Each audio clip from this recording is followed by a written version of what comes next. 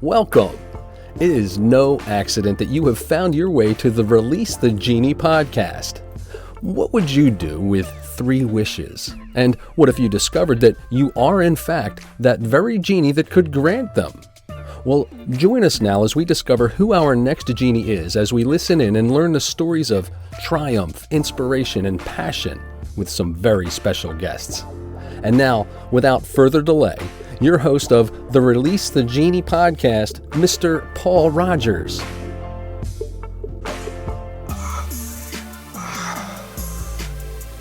That's so much better. So good morning, good afternoon, good evening from wherever you're tuning in from. I am your host, Paul Rogers, and welcome to another episode of Release the Genie. We have got a real delight today, the wonderful Olga Kovtun, and I've checked the pronunciation beforehand.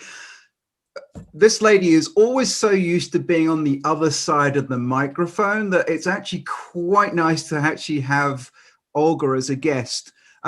If you haven't already seen the Creative Society, it is a wonderful, wonderful show. It does 15 shows a day, is that correct? 15? About 15 show days, different languages, different parts of the world. It's really a global reach, and I know we're going to get into a bit more of what that is.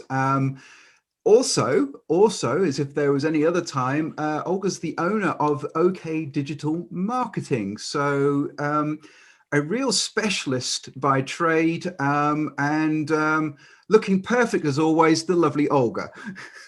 Thank you, Paul. And I'm so excited to know you. And we are kind of best friends. And you have been co-hosting some of the interviews on Alatra TV. So we are very thankful for the connection with you and some of the amazing people you already referred to us. And it's just, we can only go up from here.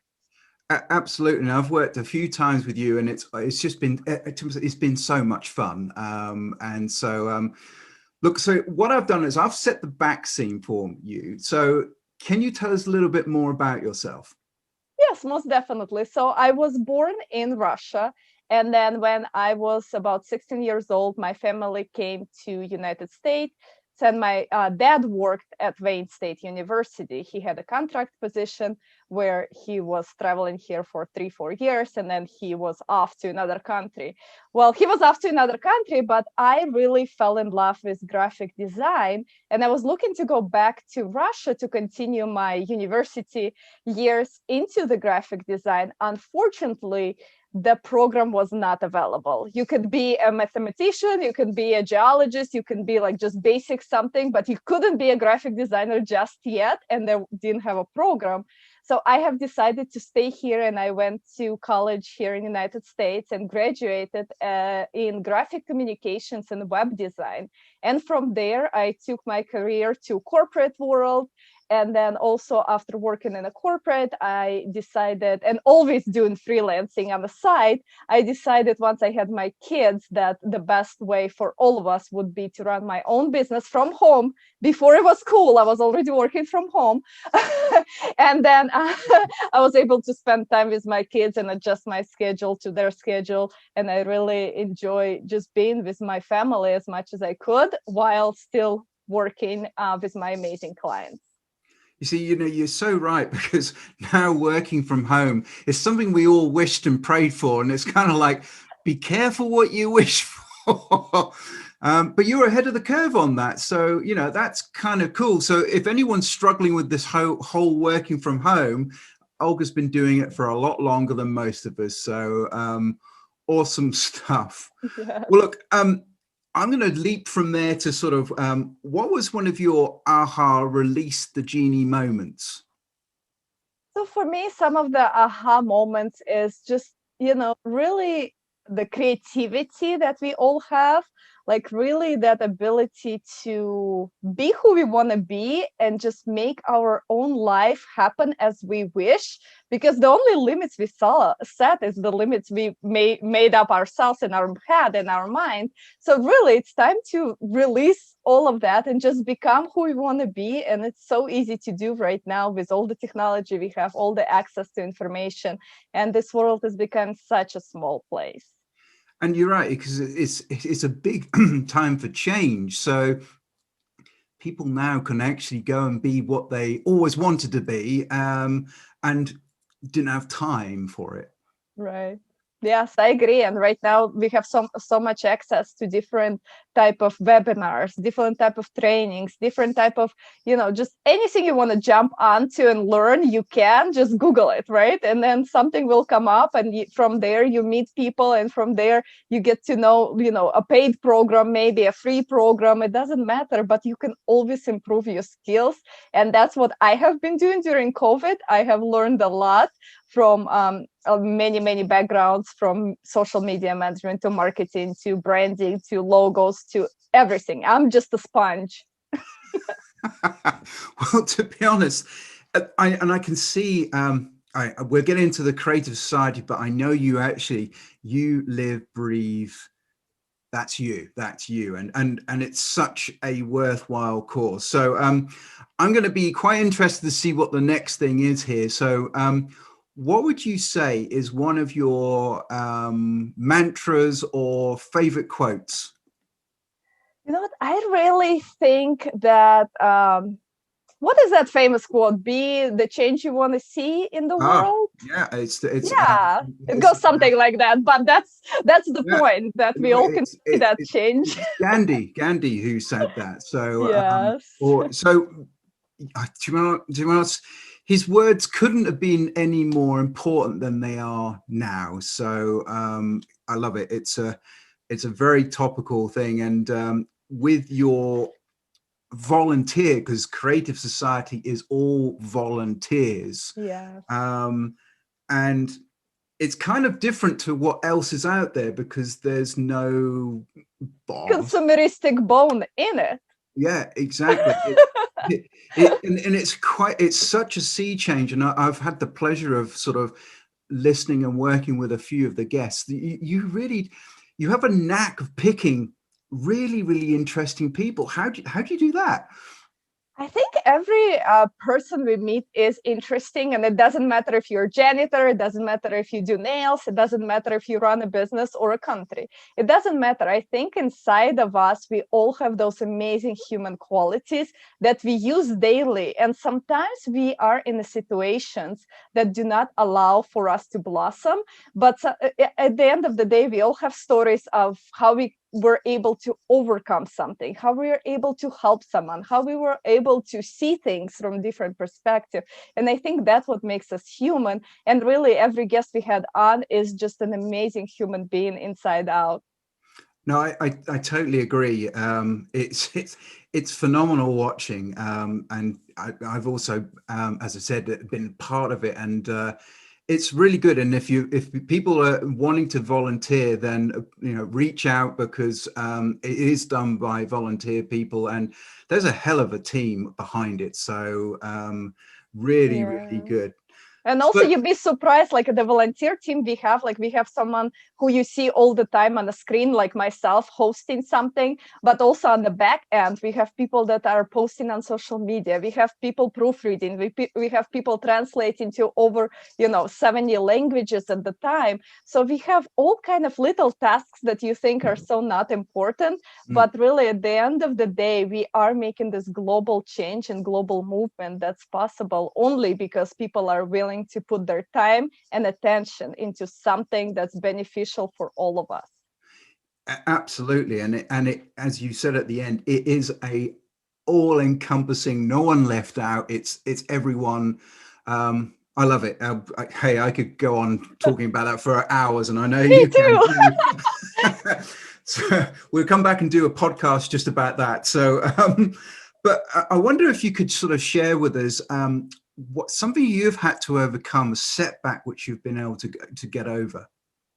Well, there's a lot, and it's a lot of self-work. Even you would think, like, what's volunteering has to do with self-work? But in reality, it has to do everything, because you have to kind of be a self-motivator to do it, because we are not tracking hours, we're not signing up anywhere. It's not like we're, anyone saying you got to put your 5 hours in this week. No, it's really goes back to this personal responsibility of what can you do, and then on top of it, can you do more, right? Can you become someone who you have not been yesterday? Like for me, it was very interesting because I was able to become a host on a live program, and that happened when COVID hit.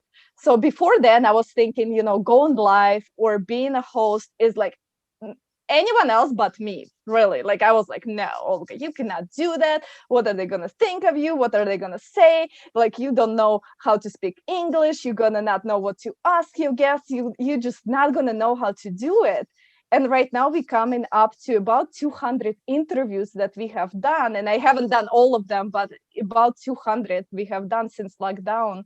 And it's really seen that change inside of me, being able to do interviews just like this with you, Paul. That was like outside of my framework. This is something, right now it's something so natural and something so exciting that we get to share our experiences. But before then, it was like, oh my God, what everybody's gonna think of me and how I'm gonna do it and all the negative talk. And overcoming that is actually very freeing. And once you feel this freedom on the inside, anything is possible. Anything is possible. I love that, because there's a lot of people who are very, very nervous about speaking in public. And even more so now we've all gone online, it's you haven't got that sort of human as you can reach out and touch people. So that's been a challenge as well, hasn't it? Really, it's but I think that has actually benefited the creative society, because now everyone's in the same boat. Yeah, I think it's benefited all of us because now we really can talk to each other directly. We don't have to watch the news to decide for ourselves. Are they really our enemies? Are they really trying to do something? We just talk to people around the globe, and based on all conversations we have, millions of them, every single person says, you know what? I just want to be happy. I want to feel safe. I want to feel loved. I want to have respect. I want to make sure that there's food on the table. I want to make sure my family is taken care of. That's it. No one has ever says, you know what? I really want to make sure that I have the biggest yacht parked in the coast of Italy. Like, no one says that. No, you're absolutely right. Happiness. Yeah, I mean, when it boils down to it, there's a simple question: does it make you happy? Yes or no? Not in somewhere in the middle. Oh, I would do if. No, And I also, think you know what? Does it make you happy in the long run? yes. That's important. Like, if you can have this happiness inside of you every single day and not lose it, you are doing something right. You're controlling your negative thoughts. You know how to, act, behave, and do all of that. And it all comes with human experience and putting yourself out there to do those challenging things. And really, it has helped me to become the person I am today. And I'm excited for the person I'm going to become tomorrow. I love that. I love that. It's always a progression, and every day is a school day, isn't it? So that's awesome. Well, look, tell us, what are you working on now? So right now, I am working as my profession. I am doing a lot of branding and website work for my clients. And I'm really seeing that my client base, I used to think that it's only United States, but right now, thanks to all the connections I'm making, some of the clients I have are in Australia, New Zealand, and European countries. So I'm really working with people that are making the difference so I can align myself with them as well, because that's where I feel I can help other people, is to do the marketing infused websites and branding to help people stand out and help others along the way. You're very much in alignment, because everything has been about selflessness, helping others, and there is nothing other than an absolute alignment with what you're doing.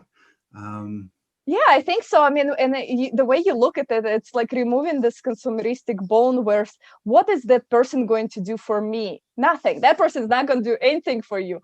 What can I do for that person so we can have a giving relationship, not a taking relationship, but a giving relationship? And I'm really practicing that, and I can see that, that even helps me with my daily day-to-day tasks. When I'm sitting down and working on a project, I really understand that right now I'm putting my heart and soul into something that's going to turn out amazing and help so many other people. To us, there's so many people who talk about gratitude and etc., but you really live that every day.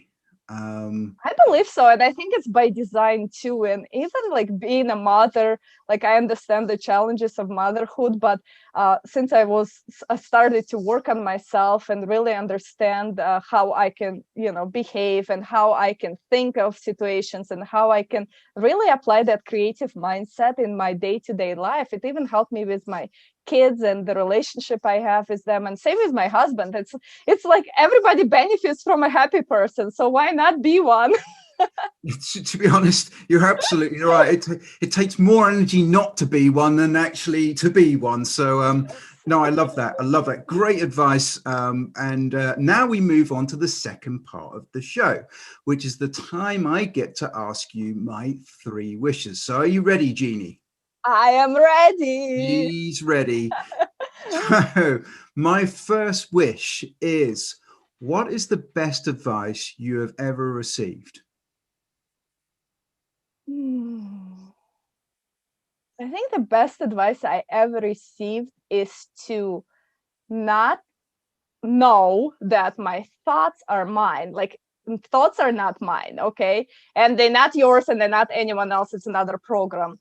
And the reason why it was the best advice is it helped me recognize, like, really, why would I have negative thoughts toward myself, toward others? Why would I have them coming in at such a speed that it no longer becomes thoughts, it becomes my reality? Mm-hmm. And that realization of, the thoughts are not mine, I'm able to choose wisely which thoughts I accept and which ones can go. That really has helped me in my life, and really is setting me on this journey of understanding what the human being is about, and what choice we have. Because we always talk about we have the choice, but if we don't know what we're choosing, then we don't have a choice. So I believe that was the biggest aha moment of my life.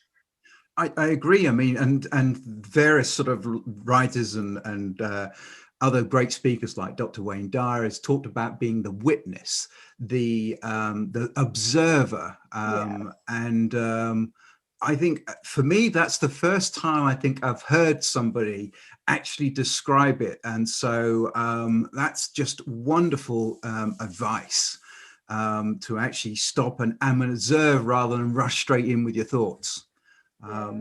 Wow. Okay. Stop the tape. No. We'll move on to number 2, but I really am already ahead in this. So number 2, what advice would you give your younger self? I think all the experiences I had meant to make me the person I am. The only really, I guess, advice I would give myself is to get all the partying out of me sooner, so I can become an adult and really like grab life by the horn, instead of wasting my time and energy and thoughts and attention onto something that was not important and totally an illusion. Also, I would say that the best one is to also stop impressing others. Being myself has been just the best opportunity I have given myself to kind of become a person I want to become, and also not giving into what others people think of me, because everybody's busy thinking of themselves anyway, so they're not thinking of me. So that helps too. So that gives you like more answers than you ask for, but there's really those kind of things I would say to a younger self is those. No, I think that's great. And again, it's I mean, reminded me of Bob Proctor when he says, what you other people think is none of your business. That again has really eloquently put that through stages as well. You know, you have your go out, be crazy stage, and then go into the almost like the finding yourself stage. Yeah. And that's why I think the creative society is going to change this creative ideology, because when we all grow up, we know that we are, the kid till we're 18, and then at 18 we can do crazy things. At 21 we can just go gung-ho, and then you realize, wait, that was a waste. What did I do? So that's why in a creative society, well, you have a different creative ideology. When the education system is actually making your personality shine, then we can make those smarter decisions that we can in a consumeristic type of society we live in right now. I totally agree. And if anyone hasn't already checked out the 8 founding pillars of the Creative Society, you'll see that the essence, and I ain't going to spoil the surprise for you. Go and look them up. It's amazing. And there will be one, like with all our guests, one jumps out. So I'm going to ask you, because I'm curious, because I know you've always asked, which one jumps out to you?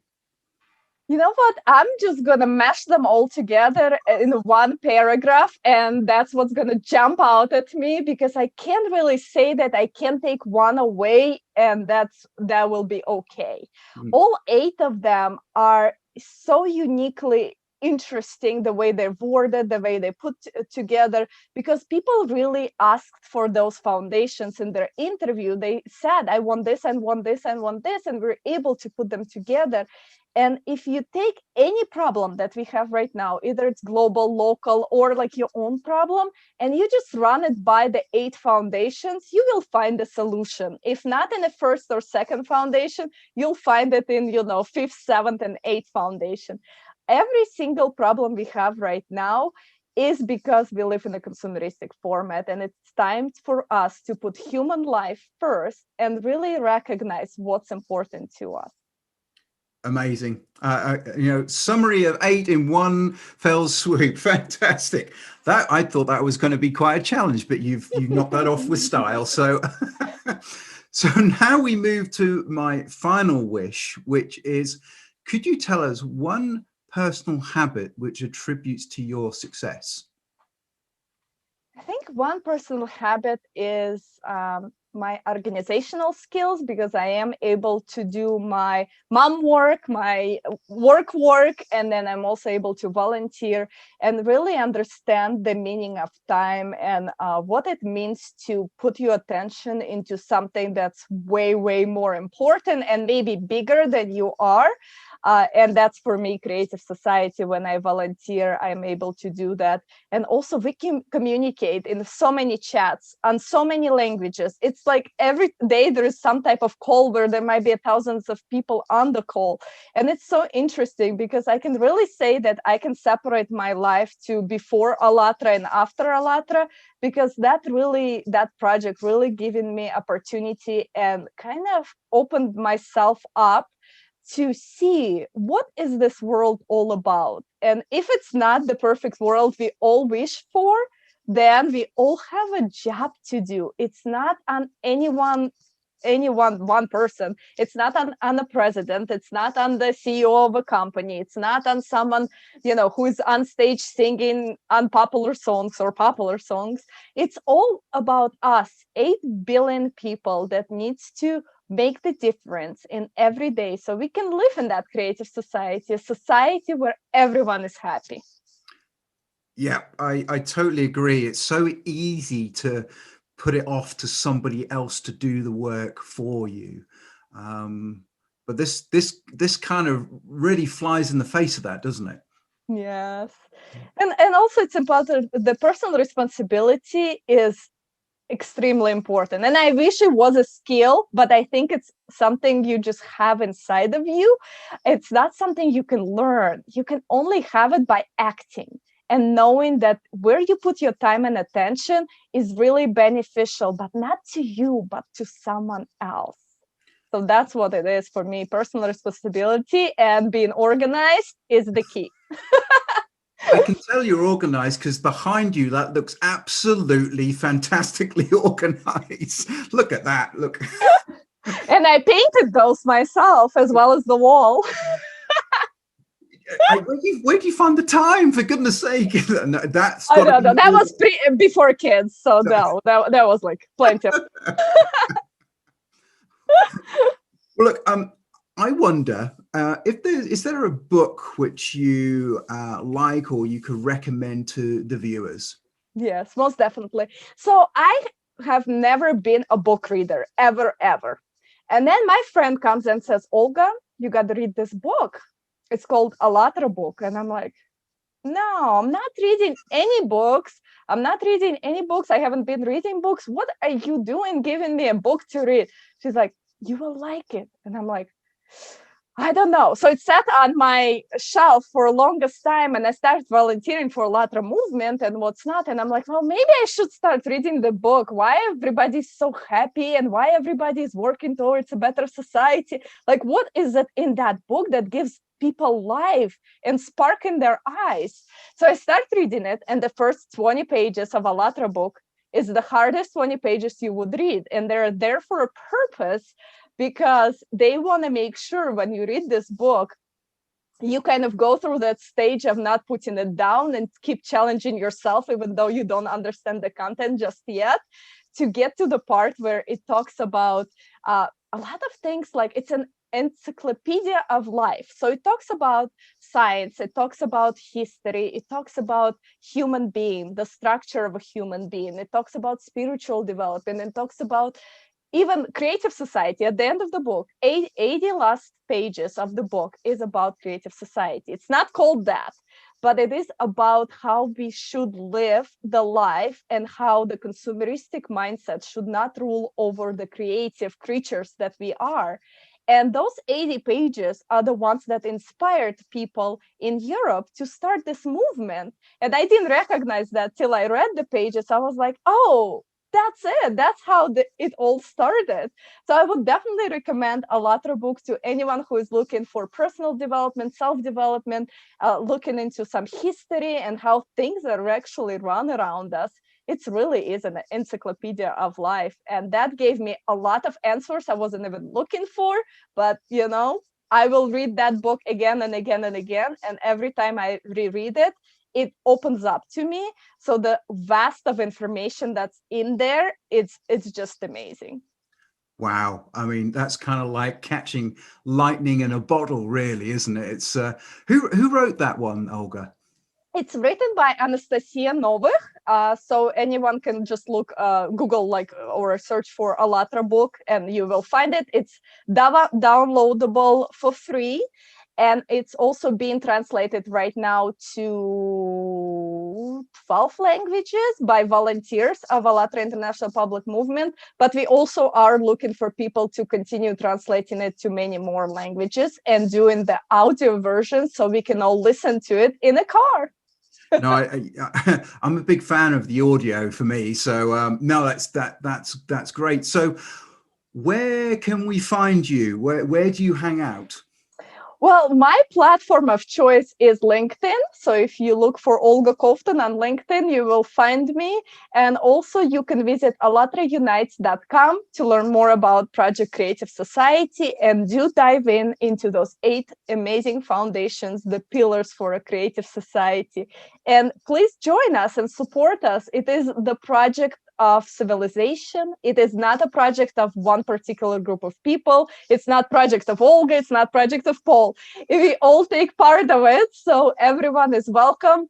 And right now we are at the informational stage, so it's very crucial to let people know that such project exists.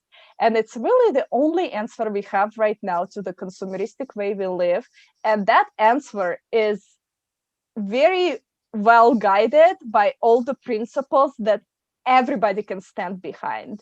It's an amazing, amazing project, and it's going to come to fruition. It just will happen very fast if you will start talking about it. If I'm going to talk about it a little bit more, once I find more hours in my day, I will do that. No, and I think, volunteer work is also very, very important because just the fact of volunteering means straight out the gate, you're giving something. And not expect anything back. Yes. And if anyone has, sometimes you say like, I volunteer, and then you look at Olga and she spends so much hours volunteering because I really do, because I really enjoy it. But then you don't have to do that. You can jump in and do little things. You can do a caption for a video. You can do, a title, a translation, a LinkedIn description for a program we have in. So there is little tasks that go unnoticed, but they do all come together in this huge, huge effort. And it all comes from the human spirit. There is no financing. There is no outside sponsors that are doing it. It's just people. And we have two hands. Well, some of them don't even have two hands, but most of us have two hands, and we speak one language or two languages. It doesn't matter. We are just human beings, just like you and me and Paul. There is no difference of we're not any special just because we volunteer. We just want to see this creative society come to fruition, because every single person will benefit from it. I'm going to stay on the theme of hands because you kind of piqued my interest now. What is the rule of 5 handshakes, which you talk about in the program? So there is such a rule that says we are separated by 6 degrees, or 6 degrees of separation. Well, we took it further into 6 degrees of connection. And then there is 6 handshakes. So basically, that's a theory where we get to know each other through 5 or less social connections. Right now, with the technology we use, it's actually less than that, probably 2 to 3 connections, and we know each other. We just haven't met yet. Awesome. Look, so watch out. You could be a connection and you don't even realize yet. So, well, look, thank you very much, Olga. And, you really are a shining light. And I know you do a huge amount voluntarily, and I know, as well as all the other people who worked with you, you are a wonderful, wonderful lady. So thank you for that, and thank you for being on Release the Genie. So did you enjoy yourself? Oh, yes. It's always fun to talk about, well, selfishly myself, but most importantly, creative society. No, to be honest, you're absolutely right. And it's kind of fun to have you this side of the microphone. So, yeah. For sure. Thank you for having me on and allowing me to, explain a little bit more about what I do as a regular human being walking this earth, and what can everybody really do to make creative society a reality. Awesome. Well, that rhymed. Yeah. Look at that. A poet and you didn't know it. So you'd be surprised, Paul. I have written songs before too. Right. Well, next time I'll bring a guitar and a banjo and we'll go for it. Oh, no, I got no voice, but I can write. Well, look, on that note, do you like that? On that note, we will look at that. On that note, we will we'll say goodbye to you, Olga. Thank you very much. And to the viewers and listeners, I hope you got as much fun out of it as I did and Olga did. You know where to find us. If you want to do some volunteer work, it is phenomenally good fun. And I can vouch for that personally. So I'd like you to go forward, volunteer, and release your genie today. So till next time, guys, thank you very much. Thank you all. Bye-bye. Thank you, Paul. Well, that's a wrap. You have been listening to yet another episode of the Release the Genie podcast with host Paul Rogers. Be sure to follow Paul on the LinkedIn platform and learn more of Paul's resources at www.takeactionacademy.ca. And until next time, as always, be mindful and be sure to release your genie. Thanks for listening.